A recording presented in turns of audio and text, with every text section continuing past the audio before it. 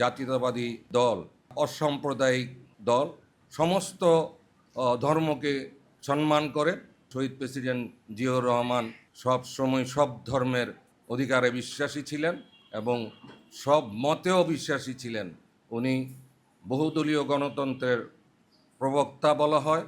দেশনেত্রী বেগম খালেদা জিয়া ওনার ত্যাগ থেকে আমরা শিক্ষা নিয়ে আমাদের ভারপ্রাপ্ত চেয়ারম্যান জনাব তারেক রহমান তারুণ্যের অহংকার, উনিও বিশ্বাস করেন যে আমরা এক জাতি, আমাদের শেষ কথা সবার আগে বাংলাদেশের ব্যাপারে আমরা কোনো আপোষ করব না।